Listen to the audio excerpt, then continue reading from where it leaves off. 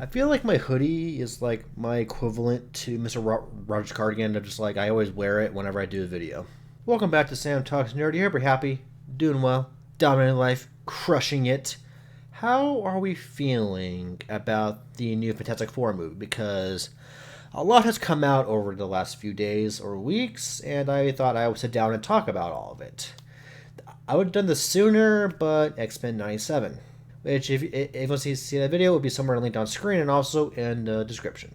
So let's start with the 4-4 post, which I guess is a actual thing. Not only did it give us hope that the Human Torch will have what are called Kirby lines, according to New Rockstars, but also shows us that this will take place in an alternate version of the 1960s, a more futuristic 1960s. So, I guess so. It seems to be confirmed that this will take place in an alternate universe and not in the MCU proper. So, this will not be bogged down by anything in the MCU. It will be its own thing. I've mentioned how they can fit in the MCU in the past. I'll have that link up somewhere as well, either in the video or in the description. But I mean, looking back at it, there are definitely some flaws. Like, okay, even if S.H.I.E.L.D. got rid of all traces of them after they disappeared, I'm pretty sure some people who were alive in 60s and could still be alive in the 2025s or whatever, though it's kind of a reach. I imagine they would be like, hey, what about the Fantastic Four? What happened to them? And of course, there's the internet. And of course, with the internet, you can find anything. So, yeah, a few plot holes or a few holes in my idea there. Thanks to the 4-4 post, we've given a link to marvel.com/Fantastic Four, which then took us to a 404 error page with Herbie on it. But on Herbie, there was a little, scan code square thing on it, to where when you scanned that, it took you to a Future Foundation's website with a sort of reading list. And on the list were Fantastic Four number 1, Fantastic Four number 48 through 50, and then I think what else was on there? Fantastic Four Life Story, and yeah, and of course, like I said, is on a Future Foundation's website, which could also mean some things.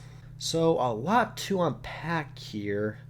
So starting off with Fantastic Four number 1, obvious, we'll probably see their origin via a flashback, maybe them fighting Mole Man in a flashback. But I think the biggest comics on this list are Fantastic Four 48 through 50, or the Galactus Saga. Because it seems to really back up the rumors that Galactus will be the villain of this movie, but then again, that seemed to be confirmed with the casting of Julie Gardner as Shala Bal.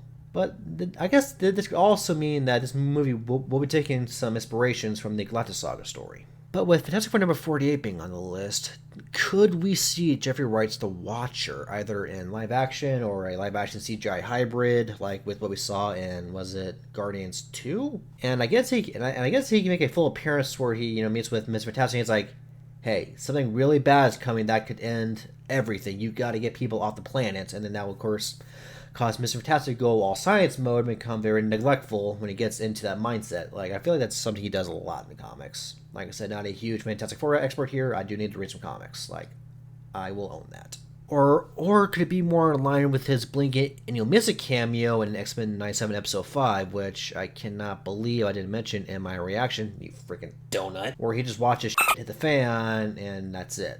I hope he makes a full appearance.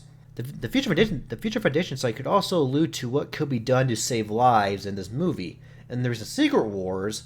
The Future Foundation built these sort of lifeboats / escape boats or escape pods that took people off planet to save them from destruction. This could be the case for the movie, where they will build, escape boats or escape ships to take people off planet, and then they will somehow eventually wind up in the MCU proper as refugees. Or maybe this movie could take a very dark turn. Maybe they fail.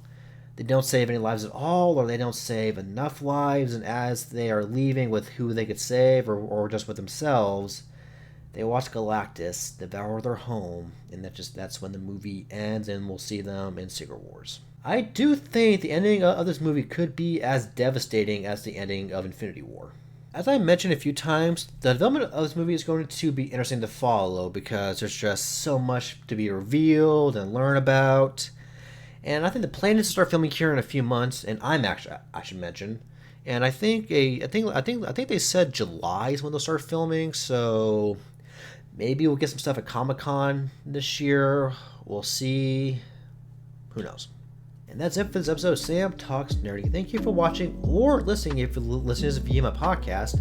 If you are listening to this via my podcast, make sure to follow me on Spotify and Apple Podcasts. I'm just going to say those are the only two ones that exist now. Also, feel free to leave me a 5-star rating and a good review where you can. If you watch me on YouTube, make sure to like, comment, and subscribe. And I will see you or talk to you next time. Peace out.